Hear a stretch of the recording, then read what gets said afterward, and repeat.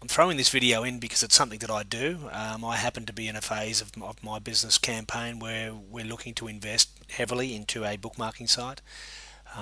Knowing the future of social media and social rank and friend rank, we want to dominate in particular bookmarking site, and with so much movement on the web, I don't ever go in things lightly. I don't invest 20, 30, 40 grand on a full-time staff member in a bookmarking site only to have that bookmarking site merge or dissipate or go bankrupt, having done all the work. So this is what I do. I thought it might be handy, so I've thrown it into this course.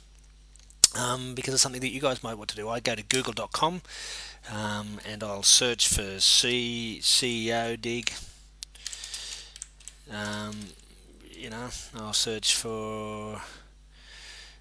There you go. So you can find out the CEO straight away. Adelson, Jay Adelson. You've got founder dig. Okay, so you'll find articles on the founder of dig. And through here, investors, and so Omidyar Network. He's the founder of eBay. There you go, Pierre Omidyar. Not sure how to pronounce that name, but you'll see that you get a fair bit of information on the business of Dig. So I take that information then, and I go to my Google Alerts, which is a brilliant tool. If you're not using it, you should be. And I simply, there it is, google.com/alerts, and it'll bring up, I'm already logged into my account here, my settings, so it'll bring up this little alert box here, and I'll put the names of these guys in as alerts. Okay, comprehensive, so I can choose. I want a comprehensive search. I can just do it on blogs or videos, depending on what I'm looking for. I've got pages of alerts that come into different email accounts and into my reader so that I know what's going on. And I did this 4 weeks ago for these guys, for Dig, to do my evaluation, and it only takes 4 weeks, and I'll show you what I found. So in the space of 4 weeks, just through reading articles and watching video interviews that come through on these guys every day, I've learnt that it was launched in 2004. It took him 4 months to build. Dig 1, version 1.1. It was simple bookmarking content. It was a clumsy 3-step dig process, no Ajax code. 2005, things got interesting. He knew he was onto something, so they developed Dig 2. He had an investor, I think, at that stage who put in $50,000, big yellow buttons, Ajax code into the browser so that the browser had memory and he could bring the dig process down to 2 steps, off dig onto the site to dig it and then back. I think he was offered $1 million for Dig at around that stage, just before he launched Dig 2, by Jason Calacanis. Owned AOL, I think, and he founded Mulhollow, the human search engine that's doing big things at the moment. And he raised, I think, first round of venture capital was 2.8 million at a post-cap rate of 8 million, all in 2005, 2006.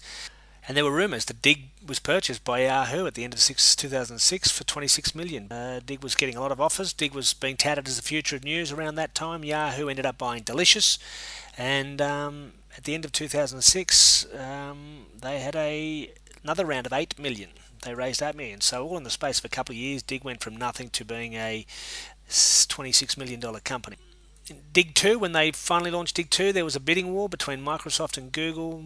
There's rumours abound in the forums and such that Dig is badly managed, its software isn't up to Google standard, and all sorts of reasons for Google and Microsoft not completing the deal. And Rose's position is that he's passionate about his community, and he's worried that if he hands Dig over to the big boys, that overhead and process will turn it into nothing, and it'll become another one of the startups that hits the scrap heaps of the big guys who put 10, 20, 30 million into something that doesn't work and they write it off. It's his baby. He's passionate. So, at the end of 2008, I think he raised another 28 million, and they kept going. I think he and his partner or CEO have kept a lot of the shareholding. They haven't sold out, cashed out, taken any money off the table. 100 million 3-year advertising deal with Microsoft. So today, Dig the company, top stories attract 13 to 15,000 digs. A massive story like the president being elected in the US, 20 odd thousand. And your average big story is around 5,000. And Rose would really like to see big stories get 50,000 digs. Dig.com has 35 million unique visits monthly. and they have 5 million logged in users, 75 employees, and over the past 12 months they've been focused on advertising revenue, and there are rumours that suggest they're going to be bringing a Google style advertising algorithm into their site where advertisers put up their ads, and the better the ads, the more votes they get from the Dig community. The more votes an ad gets, the less the advertiser pays, which is a fantastic idea, so you can expect that to come into the future. There's a link there which I'll put under the video that shows that the average monthly trend, 82 digs to get a page to the front of Dig. So to get your submission to the front of Dig, on average it's 82 dig over the last month anyway. And I guess that changes month to month.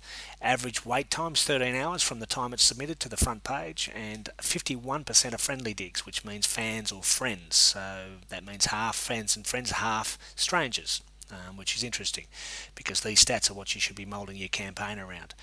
Another link there, good one, searchenginewar.co.uk. February, most dug to the first page domain wise was YouTube, 217 pages.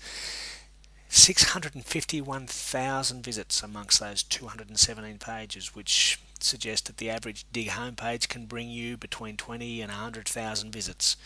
So if you get your blog post, if it's a good blog post and it's Dig community friendly and it's the type of information that the diggers like, you're going to get 20 odd thousand visits to your website. So if that's not argument enough that you should be investing a full-time resource to get yourself on Dig, well, I mean, there's a lot of paid clicks there if you're doing the same thing in Google.